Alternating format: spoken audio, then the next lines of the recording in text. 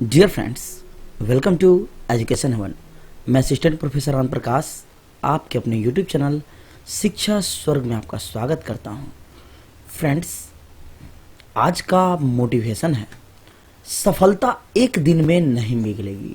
सफलता एक दिन में नहीं मिलेगी, लेकिन मेहनत करने वालों को एक दिन मिलती जरूर है। फ्रेंड्स, आज के इस वीडियो में मैं आपको क्लास 12 बिहार बोर्ड के हिस्ट्री पेपर का टॉप 5 सब्जेक्टिव प्रश्न बताऊंगा, और ऐसे प्रश्न होंगे जो आपके एग्जाम में बार बार पूछे जाते हैं। तो सफलता आपको लगातार मेहनत करने से मिलती है, एक दिन से नहीं। तो सभी विषय के महत्वपूर्ण प्रश्नों को याद कीजिए, और ऐसे ही प्रश्न आपके एग्जाम में पूछे जाएंगे जो आपको मैं बताता हूं। तो जुड़े रहिए हमारे साथ। चलते हैं आज के लेक्चर की ओर, और आज का यह वीडियो होगा आपका नंबर 5। यानी इससे पहले मैं आपको 4 वीडियो उपलब्ध करा चुका हूं, यानी कि 5:4 20 क्वेश्चन मैं आपको बता चुका हूं। और आज के इस वीडियो में हम लोग टॉप 5 प्रश्न देखेंगे, जो कि 5वां वीडियो है। क्वेश्चन नंबर 1, पूरा तत्व से आप क्या समझते हैं? यह क्वेश्चन आपका एक बार नहीं 3 से 4 बार आपका पूछा जा चुका है फाइनल एग्जाम में। आंसर, जमीन के अंदर से प्राप्त सामग्री पुरातत्व की श्रेणी में आती है। यानी जमीन के नीचे से जो भी वस्तु मिली है, चाहे वह हड्डी मिला है, चाहे चावल मिला है, कोई भी सामान जो मिली है, प्राप्त होती है, वह पुरातत्व में गिना जाता है।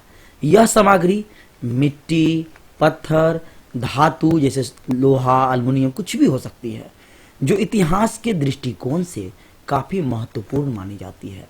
क्योंकि प्रागैतिहासिक काल में मानव को लेखन कला का ज्ञान नहीं था। उस समय पुरातात्विक सामग्री से ही इतिहास लिखे गए हैं कि पहले जो है क्या क्या था, ऐसा लिखा हुआ हमें नहीं मिला। तो खुदाई में हमें जो मिला उससे हमें जानकारी मिलती है, जिसे हम पुरातत्व के नाम से जानते हैं। तो चलिए मैं आपको तस्वीर के द्वारा दिखाता हूं।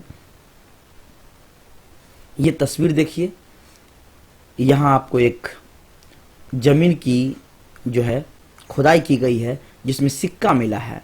ऐसे कई प्रकार के सामानें मिलती है, चाहे वो हड्डियों का ढांचा हो, चाहे कोई धातु हो, बहुत सारी चीजें जो है वह जमीन के अंदर से इतिहास में मिला है। तो चलते हैं अगले प्रश्नों की ओर। क्वेश्चन नंबर 2, कार्बन 14 विधि क्या है, जिसको हम C14 के नाम से भी जानते हैं? आंसर क्या होगा? कार्बन 14 विधि पुरातात्विक सामग्रियों की आयु ज्ञात करने की आधुनिक विधि है। अब समझिए इसको। मैंने आपको पीछे के प्रश्न में बताया कि जमीन के नीचे से बहुत सारे सामान मिले हैं, चाहे वह धातु हो या फिर कोई अवशेष हो। अब वो कितना साल पहले से वहां जमीन के अंदर मौजूद है, कितना पुराना है, इसी की जानकारी करने की जो आधुनिक तरीके हैं, उसे हम कार्बन 14 विधि कहते हैं। इसके अंतर्गत जंतुओं एवं पौधों के प्राप्त अवशेषों की आयु निर्धारित किया जाता है। यह तत्व सभी सजीवों में पाया जाता है। चलिए मैं आपको एक तस्वीर के द्वारा बताता हूं। देखिए ये तस्वीर है आपका, इसमें जो है एक यहाँ पे गोट का जो है फिगर दिया गया है। इसमें कार्बन 14 की मात्रा होती है। जैसे जैसे क्षय होता है और हमें तकनीक के द्वारा मालूम चलता है कि कितना पुराना यह जीव या कोई भी पौधा, हम उसकी पता कर सकते हैं कार्बन 14 के द्वारा कि वह कितना साल पुराना है। चलते हैं अगले प्रश्न की ओर। नेक्स्ट VVI प्रश्न है आपका, महाजनपद से आप क्या समझते हैं? महाजनपद का क्षेत्र आज के एक राज्य के आकार का भी बड़ा क्षेत्र होता था। प्रारंभ में शासन की छोटी इकाई जन कहलाती थी।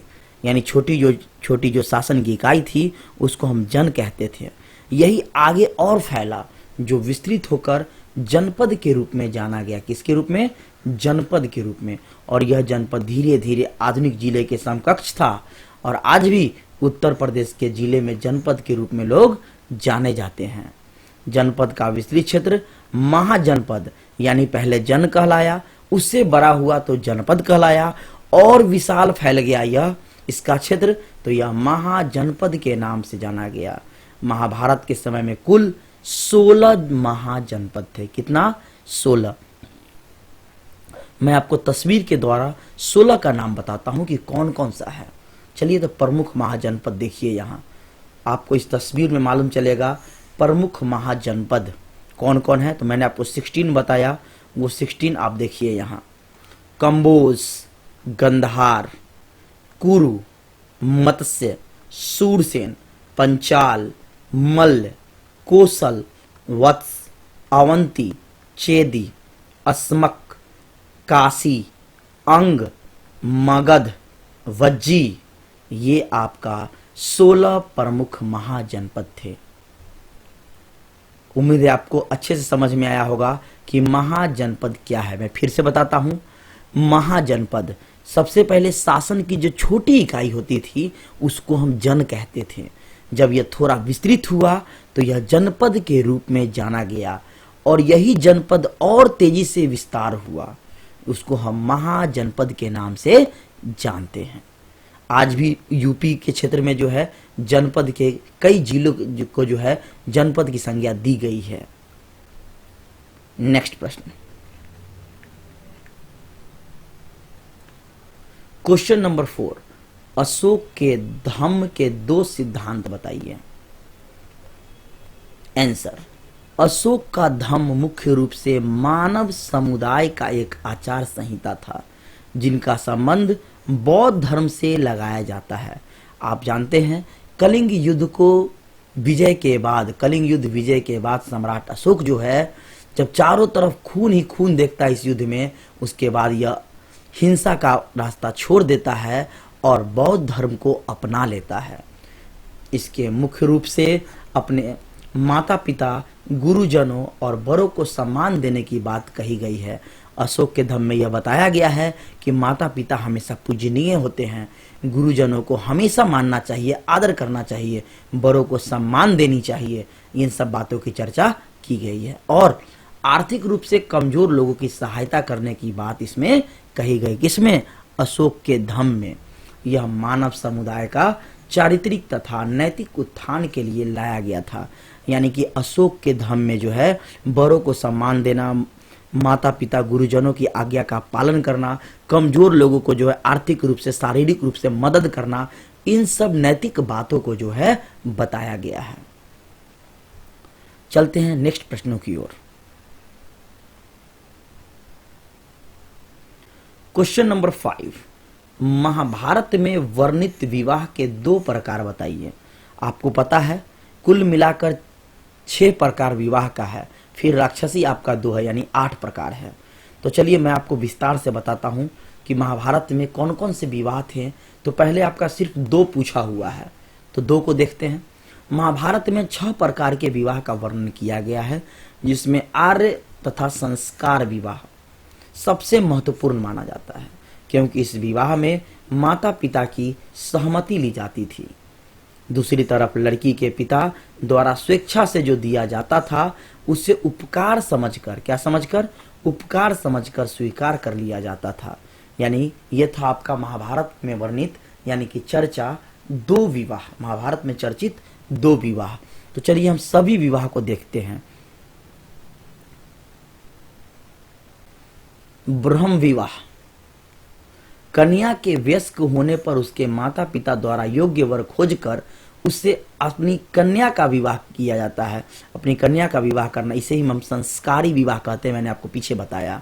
दूसरा विवाह दैव विवाह, यज्ञ करने वाले पुरोहित के साथ कन्या का विवाह करना, लड़की का विवाह करना दैव विवाह कहलाता है।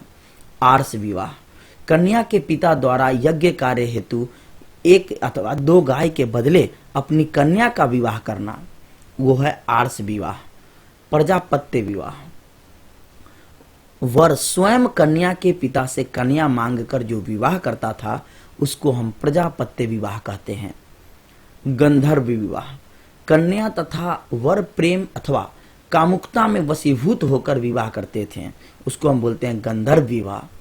असुर विवाह, कन्या के पिता द्वारा धन के बदले में कन्या का विक्रय करना, बेच देना, उसको हम बोलते हैं असुर विवाह। चलिए अब 2 राक्षसी विवाह देखते हैं। पैशाच विवाह, सोई अथवा पागल कन्या के साथ सहवास कर विवाह करना हुआ आपका पैशाच विवाह। राक्षस विवाह, बलपूर्वक कन्या को छीनकर जबरन उससे विवाह करना आपका राक्षसी विवाह कहलाता है। तो ये आपका मैंने कुल 8 विवाह मैंने आपको बताया। फ्रेंड्स, उम्मीद है आपको सभी प्रश्न अच्छे से समझ में आए होंगे। जो भी प्रश्न मैं आपको बताता हूं ये आपके एग्जाम के लिए काफी इंपॉर्टेंट है, तो जुड़े रहिए हमारे साथ। फिर मैं आपको नेक्स्ट वीडियो में नए विषयों के साथ, नए प्रश्नों के साथ मिलता हूं। तब तक के लिए धन्यवाद। Thank you for watching this video.